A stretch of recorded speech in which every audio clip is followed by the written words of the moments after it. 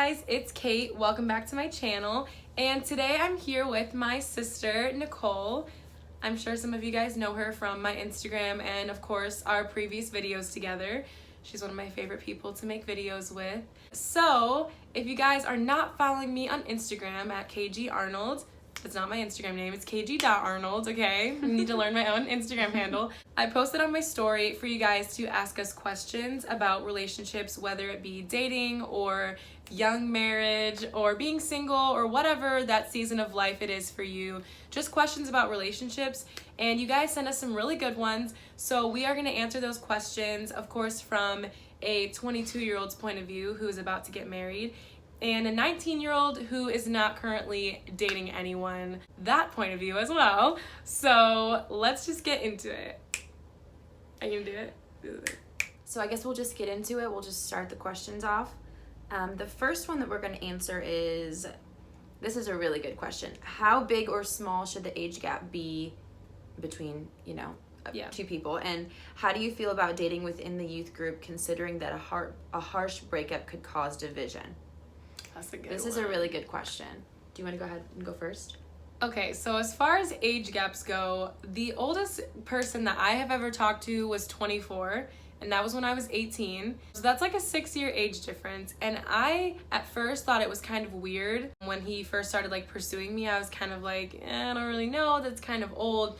But the more that I talked to my sister and my mom about it, they both just kind of encouraged me that the talking and getting to know you stage doesn't mean that you necessarily have to start dating them. Mm-hmm. It's just getting to know them. And they also told me that talking to older guys it's a lot different than talking to younger guys, just because the maturity level is a lot different. It's a lot better.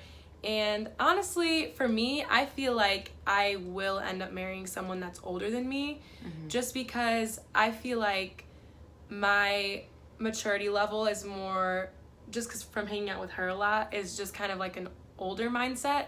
I do work with kids, so I can be childish, but I feel like I need someone that's older than me, just because there's a lot more wisdom and they know a lot more than you do. They have more experience than you do. But if you're more of an immature person, you should definitely try to find someone the same age as you, just because you don't want someone who's a dad or a mom to you. You want someone who's your equal. What do you think? In terms of age gap, I think you should probably get to know as many people as you possibly can. This doesn't mean be physical with everybody. I do think that it's really important, though, to kind of know what you want. We got this in another question, too, but I think it's important to kind of get to know a lot of different personalities, get to know okay, I really like this aspect of someone's personality. I really don't like this aspect. And so next time I'm going to try and find someone who has this aspect and not the other. And the more that you talk to people, the more that you get to know them and you have these deeper conversations with them, you'll kind of begin to realize, what they're about. In terms of actual age gap, I've talked to people who are 10 years older than me. I'm the kind of person, though, I'm a very, very old soul. At 22, I don't feel young at all. I've been given a lot of responsibility my entire life. I'm an oldest child. I also think birth order is really, really crucial. Because I'm the oldest, I've kind of always had to take on more. So I think it really just depends on your maturity level, on kind of where you are in life. Having two different phases of life, in terms of if you're in high school and he's midway through his career, that you might not have anything to really relate on, I guess. But I think it just really depends on your personality, where you are in life. I definitely think for girls especially, I feel sometimes we think oh, it's so hard to find an older guy.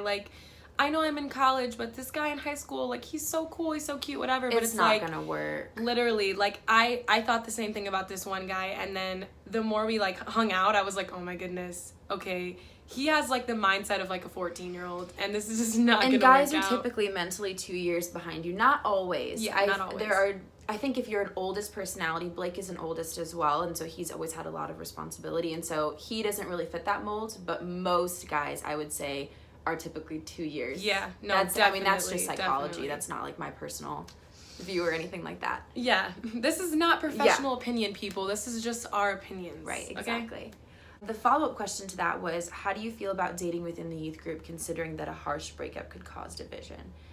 So I guess as a youth leader, I think that there is merit to that statement. Like, it could cause division. So I think that you definitely need to kind of be in a place where you're dating for marriage. Mm-hmm. So if you're 16 and you're worried about it causing division, I would say probably opt out of that. Yeah. If you're like 20 or 22 or whatever, and you really think like this could be the one, I mean, go for it. Go for it. I mean, at least be friends with the person and kind of see if, there's potential there. For us, we never ever had this issue because we were never interested in anyone from our church. And secondly, we're both pastors' daughters, obviously. So it just was never, that was like a rule. It was like off limits. It wasn't even like from our parents. Yeah. We just kind of were like, we very much realized that would have caused issues with the congregation for sure. So yeah. And I think, same thing, like, just for me, like, the reason that I haven't necessarily had a boyfriend is just because, for me, the more I get to know someone, the more I realize, like, this is not someone I'd want to marry. Yeah. That should, like, always be your mindset. Like, even though if you're, 15, 16, and you're, like, dating a bunch of people, why? Because you're not getting married anytime soon unless you think, oh, let me get married at 18 and have no money and whatever. Yeah. Like, if you're just going to date someone in your youth group, like, if you really don't see yourself marrying them and you break up, obviously there's going to be half the youth group that sides with you and the other half's going to side with them, and it's just going to cause problems. So just don't even do it unless you're... Yeah, just drama, honestly, for no reason, too. Like, unless it's, like, hyphen group and you've known them for years and you're like, wow, I really think, like, this could be the one. Yeah. Then I say do it. But if you're in the youth group and you're, like, 16... Yeah, I would agree with that. And the next question, how do you deal with the idea of leaving home? Are you sad, or is it just me? LOL. So I'm assuming this is for me because I'm getting married. I think for me, I'm only moving about 25 minutes from my parents, and I'm moving like that far because I drive an hour to work right now, and our apartment will be like 15 minutes from my work, which is very ideal. So for me, I mean, I'm sad. I'm very close to my family. We spent a ton of time together, and so there is this sadness that's kind of underlying, but there's so much happiness and there's so much joy in the fact that I get to be with my person all the time because we've been long distance for 2 years. So I guess the happiness outweighs the sadness, but it is sad. I mean, it definitely is. It's a new chapter. It's a completely new chapter. It will be sad. I will miss them, but I think because we're so close, like driving distance, it will be fine. We'll be fine. I think it will just take like my parents like a month to probably get used to, and then they're gonna redo my room and not miss me that much. So. But I think for us, like, we're just so close. Like, we are. We're gonna be hanging out. I'm gonna be coming over. Yeah, she's gonna be coming over. Like, it's not gonna be. It's not even nothing. Yeah. We're not stressing about it. Right. We're good with it. But I think also what she means is, like, if you ever move out of state, how would you cope with that? Because she's not moving out of state yet, but maybe in the future, you never know. Like, her and Blake could move away eventually to, like, pastor or something. I don't know what they'd be doing, but what do you think? I think that would be really, really sad. I think moving out of state, I mean, Blake is moving out of state. So for him, it's very bittersweet. Obviously he's so, so excited to be married and to move here. But there is, there's definitely an element of sadness. Like, this week is basically his last week. He moves in a week. And, he's kind of like, wow, is this like my last service? This is my last this. And I will like start crying just like listening to him talk about it. Because it's a lot of last things. And it's like you're ending a huge, huge portion of your life. So that is really sad. I guess I'll cross that bridge if I come to it. I don't know. Yeah. I can't really speak to that because I haven't done it. Yeah. Maybe we'll do this again after I am actually dating someone and she's married, and we'll see if any of our answers have changed or anything like that. Yeah. What is the perfect age to get married and have kids? This is interesting.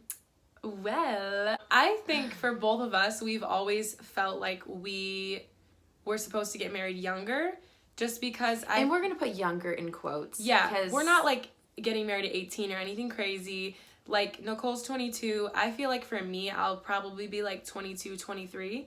And I believe my parents were also like 22, 23. 23, yep. So I just feel like for us, because we are going to remain pure until marriage, that's not even a question about it. We both just kind of think that if you are going to be dating someone at 19, 20, you should be thinking about getting married at 22, 23, whatever the age may be. That's kind of maybe dating for 2 or 3 years. Just because I feel like the longer you date, the easier it is to fall into those It's just not realistic. traps. I mean, there are people who have done it. I have a couple friends, but it's, in general, it's very, very difficult to date that long. And not be tempted or anything like that. It's just very, very difficult. I don't think that a 5-year, I just think you need to kind of like be in a place where you're ready to date someone and be married. Like, so yeah, just if you're not thinking, if marriage is not on the mind from the beginning of that relationship, like, there's gonna be other stuff on the mind, sister. So you know what I'm saying? Like, I think just like a perfect age to get married for me would be like early 20s, and obviously. And I think honestly, for us, we're both going to graduate with our bachelors before we get married. That's something that was really important to us, to our family. Mm-hmm. And my mom didn't say like, oh, you have to graduate with your bachelors, but to me, that's something that's really important. And that's what she did. Our mom and Nicole has already graduated as well. I would not want to be like financially unstable getting married. I just think that it's just not a smart choice long term, because you're going to regret it. Like, if you're a year away from like graduating and you really want to get married that year, just wait the extra 6 months and graduate. Work your butt off. It's worth it, because seriously, honestly, to just have like be financially stable and just not to have to worry about it. Not having to worry about asking your parents for money when you're literally married. You don't want to do that. You want to be able to take care of yourself. No shade, no tea, because we don't know your situation, but we don't know your story. We don't know it. We don't know the story, but just for us, that's what we've always, like, not even talking to our parents about it, but just the two of us, like, all the conversations that we've had about, like, dating and marriage is what we've both come to is we want to be out of college because we don't want to be worrying about, like, okay, like, I have to spend time with my husband, then I have to go to church, then I have to go home and do homework, and then I have to go do my job, whatever. Like, I think college and school, whatever you're doing, whether it's a trade, that should be, like, your first priority before thinking about, let me get married and have 5 kids and not be able to buy anything for them, because the quality of living is going to be much lower. Yeah. For me, I mean, my last semester of college, I posted about it, I think, a couple days ago, but it was really, really rough on me. My last semester, it was rough on all of us, sister. It was rough. So I was working 40 hours. I was taking 5 college classes. I was planning a wedding. I'm very, very involved in ministry. Like, very. I was on 2 academic boards. So, I mean, it was just, my life was, like, I would literally be up at, like, 5:45, and I would be running until, like, midnight every single night. Like, burning the candle at both ends. And it was miserable. But I got through it, because if Blake had been there in person and I was, like, and we were married, it just would have been so hard on our marriage. So, I would just really encourage you, if you can, if you have the option, finish before. Some people can really do it and get through it. Personally, I could not have done that. It would have really lowered my motivation to graduate, being married, and it just wouldn't have worked. Oh, age for kids. We're going to wait a long, long time to have kids. Like, probably like 6 years, 5 to 6 years. We want to travel a ton. We're really into that. So that's just a personal preference, though. Like, she probably won't wait quite as long. Yeah, I was going to say, for me, like, you guys know, I love kids. Kids is, like, my passion, like, kids ministry, and I'm going to school for teaching right now. And so for me, like, I've always felt like, since I was a little kid, like, I just want to be a mom. I feel like kids. I love kids too, but I can wait. Yeah, she can wait. Like, I was a nanny for 3 years, so I'm good. And I feel like for me, it'll probably still be, like, a longer time than, like, you know, how, like, the Duggars. You'll probably be, like, 25. They get married. It's a kid. Yeah, 25. A month later. Yeah, for me, I would say, like, if I get married at, like, 22, I'll probably have a kid at, like, 25, 26. Just because, like, I don't know. I just feel like I really, like, that's something that is not, like, my purpose, but, like, my purpose. It's, like, you know what I'm saying? Like, some people, they're just, purpose. like, God makes you, like, motherly. And I feel like I've always been really motherly. She is very motherly. That's and true. So, I don't know. I just feel like that's something that I've always really wanted. Probably, like, 4, let's be honest. Okay, but anyways. Advice on meeting your boyfriend's parents for the first time. I love this question. So Blake had me meet his parents at General Conference a couple years ago, and which is just, I was just out of my mind. Yeah, General Conference is already super scary. I was just out of my mind nervous. But I met them really briefly and they were so kind to me and like took a picture with me because they said it was like a historical moment. Insert picture here. They were so nice. And I think the key is just like, being super friendly. Don't be shy and awkward. Be really gracious and be like, it's such an honor to meet you. Like, I'm so happy we finally get to meet. I mean, obviously, just be like kind, just be yourself. Don't be like shy and like, hi, it's nice to meet you. Like, they're not gonna like you. Yeah, no, seriously. And then I really met them, like had like an in-depth conversation when Blake brought me home for Christmas. And I like bought his entire family gifts. If you have like the option to do that where like it's more than like a 5-minute interaction, you're like going to visit him or something like that, I would say bring gifts. I think that was really helpful for me, just kind of like, they automatically were like, oh, that's so thoughtful. Yeah. It's kind of like an icebreaker too, because then you have something to talk about. Like, oh, why'd you get me this? And kind of get to know. I noticed you liked that. Yeah, like notice what they like from like your boyfriend. Like, I know Heather's super into Vienna, Austria. And so I got her this like really cool like Vienna printed like scarf. It had like a map on it. Like a really cute. Cool silk scarf. And I got her like this teacup because she collects teacups. And just try and like make a mental note of like things that they like. And people appreciate when you think about them. Yeah. Yeah, definitely. And that's what I was going to say. Like, whether you're meeting your significant other's parents or not, people who are super shy when they meet you, you automatically aren't as, I guess, apt, I don't really know, to like get along with them because you feel like awkward. Like, it makes everything awkward. Yeah, like if you're like, hi, nice to meet you guys. Like, ew, do not do this. Do not shrug your shoulders. When I meet someone, I always stick my hand out, shake their hand, give a firm handshake. My dad has always taught us, shake the hand. So, and if it's, you know, like if you're meeting the mom, give her a hug. Don't be like, hi, nice to meet you. Give her a hug because you never know if you're meeting your mother-in-law or not. Like, you need to make a good impression because you know mother-in-laws are always the one that don't like That's you. completely true. The mother-in-law thing is so important. Blake's mom and I are literally, she's like one of my best friends. Like, I promise you. And it's always the mother-in-law that's like, I don't know if I like her for you. Yep, and Blake's mom would definitely do that. Like, she definitely did do that. So yeah, because you kind of base it off of like yourself. You're like, she's not like me, so you know, like, so like for any, like if you're meeting the guy that you're talking to's parents or the guy that you're dating, just be confident, be yourself, don't be super fake. The power just went out. Okay. Well, it's fine, I guess. I guess we'll just continue. There's still good lighting. I don't know. Yeah. Do you guys think it's bad when the girl chases the guy? This is such a good question. I think that the guy should always chase you. I think that my aunt told me something when I was little and she was like, when the guy loves the girl more and chases the girl more, it's just a better relationship. And that might not be true for everyone. There might be women who have chased their husbands and it's great. But I think by and large, when a guy really pursues you, it's so, it's so like comforting and like you just know his power is just if you guys are hearing like me, it's like it's power surges. I think that when the guy really pursues you though, like you feel so much comfort in the relationship and you don't feel like he's gonna go look for other girls because he's chased you, he's worked for you, he's put in the work and the time and the energy. Like Blake literally did the absolute most for me. Just so much that I'm like, I was like overwhelmed at like how much that he did. And it was like a lot. And that's something we've always been in a good taught. way. Yeah. That's always something like we've been taught as well. Just I feel like a lot of times people aren't really sure what to do if their parents haven't really like shown them. And I feel like our parents just have a lot of wisdom in that area and have always taught us like, for my brother, they've always taught him, like, you need to pursue her. If you like her, you need to show her you like her.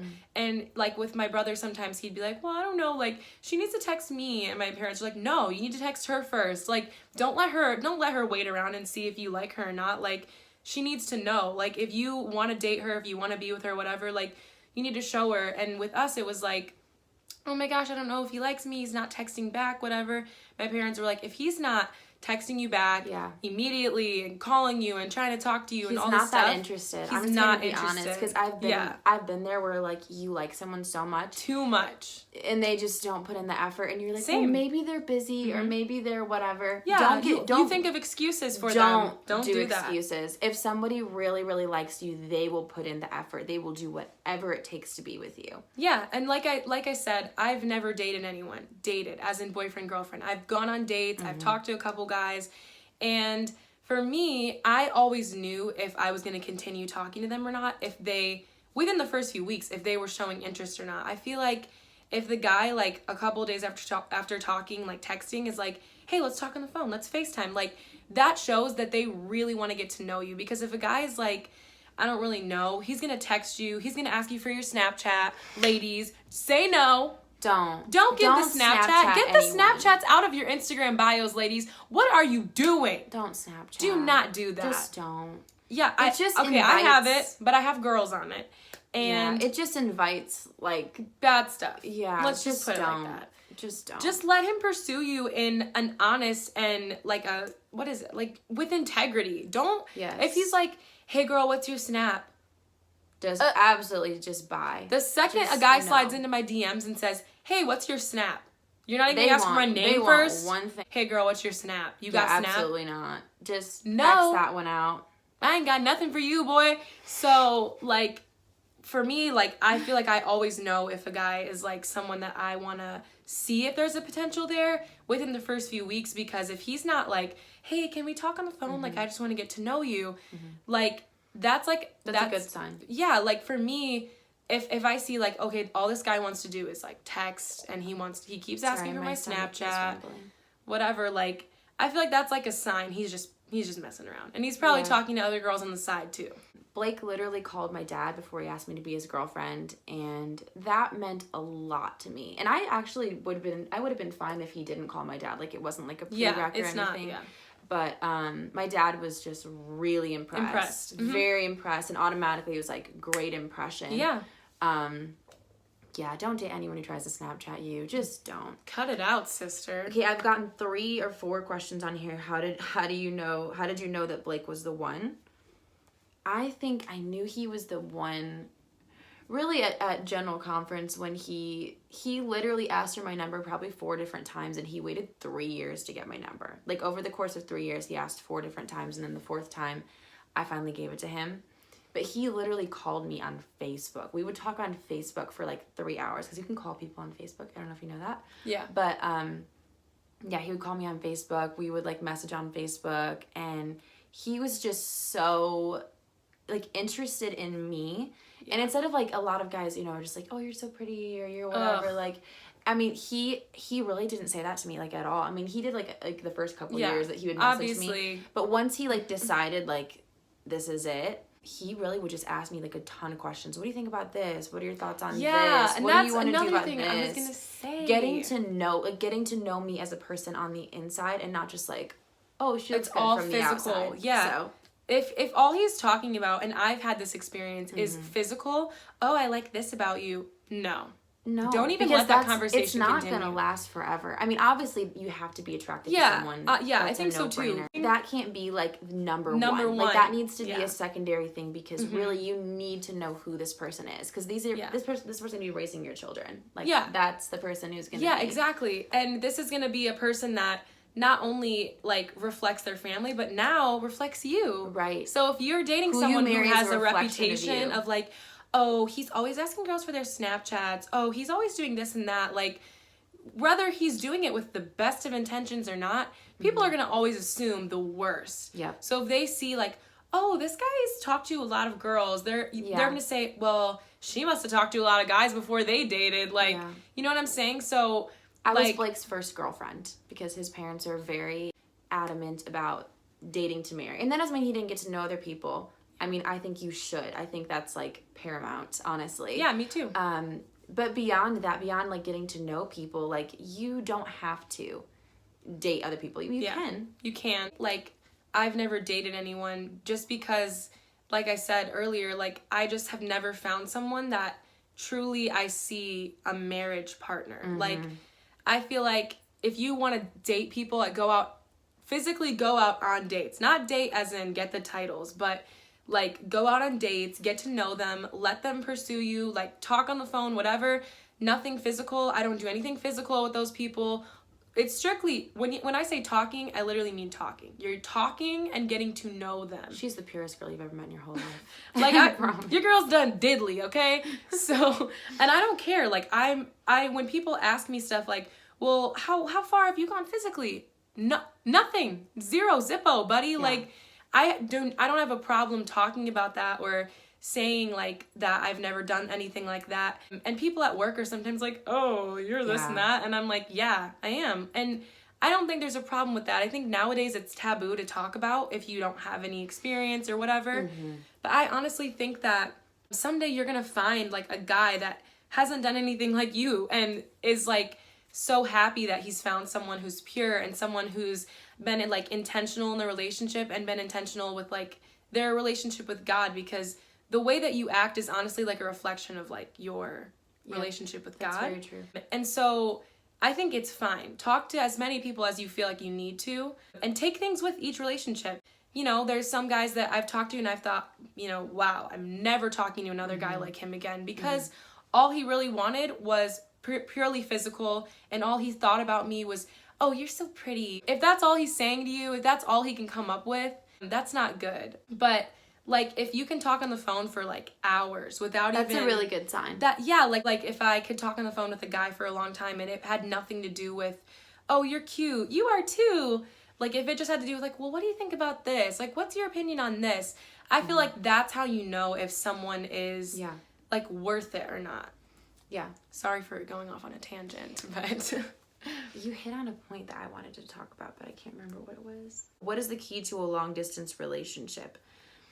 For me, I think that communication is so important. I think that there's been studies that show that long distance relationships make really good marriages because your communication is stellar. Amazing, yeah. Because we don't only see each other once or twice a month, we have to communicate really, really well. We can't like go to bed upset and then see the person like the next day for like a day date or something. Like, we don't have that luxury. Yeah. So you have to work through issues. You have to really work through issues. You have to talk about stuff. You have to really just be comfortable with being open. I mean, I would say communication is absolutely paramount. It is so, so important. Blake and I are really good at working through things now because we've had so much time to talk on the phone. I mean, just so much time.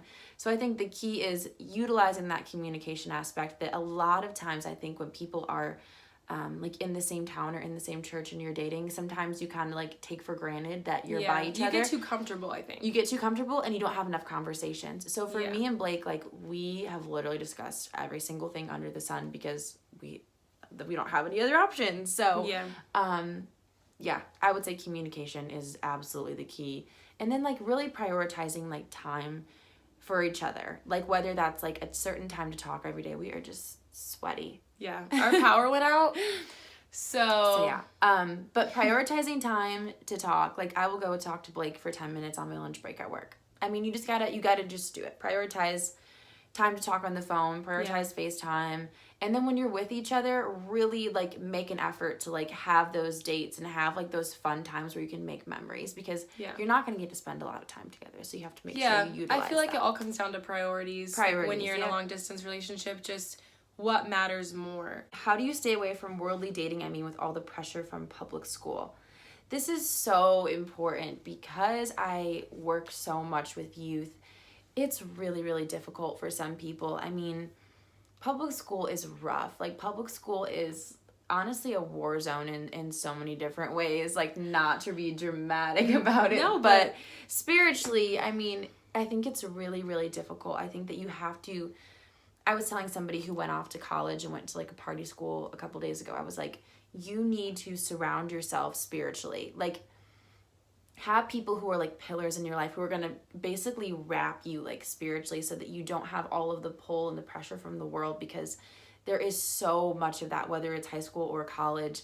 When you're just surrounded by people who don't believe the same thing as you, it's really difficult. I mean, you're going to be invited to a million parties, and you're going to be propositioned by people who are attractive and are fun and are cool to hang out with. And you really have to have an end goal. I remember this conversation. This is like a very personal story. I don't really know why I'm telling you this, but I remember Blake and I had this like really emotional moment. It's one of the very few times, hopefully he doesn't mind that I'm telling this, one of the very few times, I think I've only seen him tear up like 3 times in 2 years. And we were like sitting in the car, and he was like, if I would have known in high school that all of these girls who, you know, really just tried to get the best of me, that I warded off and, you know, like I got through it and like nothing happened. He's like, if I would have known like you were at the finish line, that you were at the other end of it, he's like, it would have been so much easier for me. He's like, I'm just so thankful that like I waited and that I like got through it and that like I didn't give in to temptation. And that was like such like an emotional conversation and kind of like a realization that what you do in high school, the sacrifices that you make, they're going to pay off. Because it is really, really hard when you can't see what's on the other side. You can't see the blessings and the benefits that God has for you. It's really difficult because temptation is so present. It's so tangible. Especially nowadays, yeah. Yeah, it's everywhere. Nowadays, am I 70? But I just think it's really important to kind of like think about your end goal. Think about, okay, do I want my wife to say, this is the first, you know, you're the only person I've ever been with, and you're the only person that she's ever been with. Like, do you want that for yourself? And if that's something that you want, you have to keep your eye on the prize, on the end game. Marcus Johns actually talked about this. He's a YouTube person. You guys probably know who it is. Yeah. He was talking about, he's like, it was a matter of extreme focus and keeping my eye on the prize. He's like, at the time I didn't know it was my wife, but I knew that God had somebody, and I had to just keep my eye on that prize. Yeah. So. And I think that's like why it's important to not necessarily just date around. And one of the reasons like why I haven't specifically, like just because I've seen what it can do with other people. And even like I went to a private school, like I went to a Christian school, and even there's still people that are going to be like, hey, like you want to do this and this, like, yeah. And like if you work like a secular job, like I work at a restaurant, so there's, you know, always guys that are going to be like, hey, you want to hang out? Right. Like I feel like just remembering like God has a special person set aside for me. Mm-hmm. And if they are going to wait and if they're going to keep themselves pure, mm-hmm. I need to do the same for them. Because the more that you do stuff with other people and the more that you just have random hookups, meaningless hookups, that's going to stay with you. You might think, oh, it means nothing, whatever. You're just collecting all of this baggage. Yes. That by the time that you get married, you're going to have a huge backpack on that just weighs down your whole marriage, because the whole time you're going to be having doubts from previous relationships and previous physical experiences that you've had, mm-hmm. whatever it may be. If you think like, oh, that may be for other people, but not for me. I do not keep things. It'll come up eventually. Mm-hmm. You know what I mean? Yeah, definitely. Sorry to interrupt. No, you're good. Go ahead. You want to come to someone as whole as you possibly can. And I know there'll be people watching this video who have, you know, made mistakes, and you know what? That's okay. That's what God's grace is for. His grace covers. And if you have made a mistake, move on. Like, this is your chance. God's given you a second chance. God will give you a million chances, but, you know, choose a different lifestyle from this point forward. But if you are one of those people who have waited and you're kind of wondering, like, is this a waste of my time? There is such a beauty and a blessing in coming to someone whole. Yeah. I don't ever have to worry about, you know, Blake thinking about someone else and having that connection, that emotional, physical connection with someone else. I don't ever have to compete with that, and he never has to compete for me. And that is something that is the greatest gift you can give your future spouse. Yeah. To be able to come to them whole, to be able to come to them not as a fraction of yourself, but as a whole, as someone who has everything to offer. Exactly. And that's really how God intended it, is that, you know, the two shall become one flesh. And when you're broken into all of these different pieces, sometimes it's hard because you feel like you can only give, you know, a certain portion of yourself that's left. So I would just encourage you, it is absolutely worth the wait when God blesses you with the person that you're intended to be with. It absolutely is. Which is a perfect segue. Is this the book? I'm about to bring the book, bro, because you already know, like... We both read this, actually. I read it in a day, and it's very, very good. I read it in a day, too. Okay, this is Worth the Wait by Tyler Whaley and Ken Gurley. First of all, we love Tyler Whaley. We love Tyler. Nicest guy ever. Nicest love guy to ever. Neil. Sister. Love her. But anyways... Sister, because I love her. I really am just waiting for her and Tyler to just teach a marriage Seriously, class, this book I would is absolutely so good. Go. And our youth group actually did it as a group when I was probably like 16 maybe. You think like I 16? think probably younger, but yeah. Maybe like 15 or 16. I don't really remember exactly, but I remember we were supposed to be reading the chapters together. But once I started reading them at home, like I just couldn't put it down. It's so good. It's not very big, as you can see. Like it's, how many pages is this? It's like, yeah, it's It's 100, like 100 and like, you can literally read it in a sitting. yeah. And it's so good. It's really it honestly, like, it just reaffirmed everything that I had already been like thinking.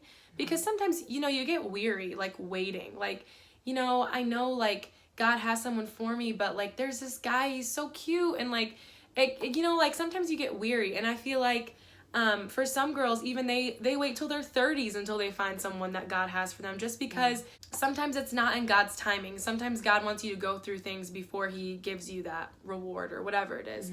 Not necessarily just marriage, but whatever it is, whether it's a financial reward or whatever. But I feel like this book just kind of like, it just helped me to like realize that there are other people that did the same thing that I'm trying to do, and same with Nicole, like, and it also talks about like, it addresses people that necessarily didn't wait and didn't even have the chance to, whether it was, you know, taken away from you. Absolutely. And that's not your fault at all. Never. Or whether it was your choice and now you're like regretting it. It goes over that. So it's not just for people that are waiting and being abstinent or practicing abstinent or whatever you say. Abstinence. Yeah, abstinence. Whatever it is, like whether you're practicing or you've already like gone over the line or whatever you want to say, like it goes just over cover all bases, of that. Kate. It goes Let me just over, cover 16 bases here.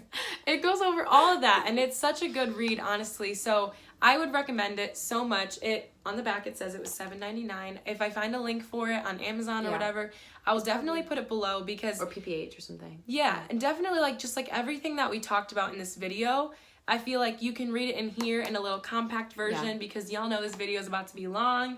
I'm already dreading the editing, but I just feel like this type of thing, it's as the book says, it's an anomaly. Like to find someone who's like open about talking about it and not like shy. Yeah. And so I feel like I hope that in opening ourselves up in this video and just kind of telling you guys about like our personal experiences, that it will help you to understand that whether you've already made that choice or not, God does have someone perfect for you, someone that was made specifically for you. Whether you believe in soulmates or not, you were created the way that you were created for a purpose, and there's someone else out there that was created and is so similar to you that you'll be like, whoa, what in the world?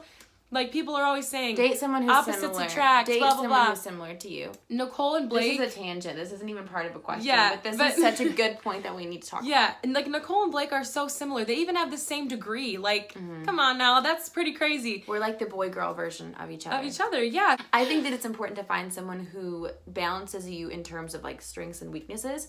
Like maybe don't find someone with the same strengths. Find someone with different strengths so that you complement each other. Yeah. But in terms of like beliefs, likes, dislikes, values, interests, find someone who is so similar to you. Like me and Blake are best friends because we literally like to do all of the same things. Like everything we like to do is like exactly the same. Like I love Broadways and like plays and operas. I love opera. Yeah.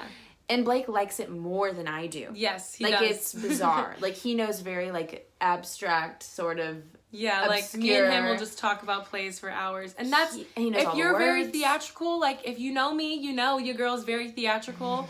When I meet someone new, they're like, were you in plays? And I'm like, they do yes. say that to her a lot. I'm just, like, I'm super dramatic. Not dramatic as in, like, I like drama, but dramatic in, like, the way I present myself. I'm just very, like, over the top. So if that's how you are, don't find someone who's all like... I've just seen so many times people who marry someone who's like the exact opposite of them, and honestly, like, you just don't enjoy being together because you don't enjoy doing the same things. No, it like, does not find work. somebody who enjoys doing the same things as you. If they don't like to travel and you're super into travel, you're going to be unhappy even if they're really they don't cute. want to travel. Yeah, They if just wanna stay in one place. if they're like super into hunting and you like hate hunting, like this is a random example.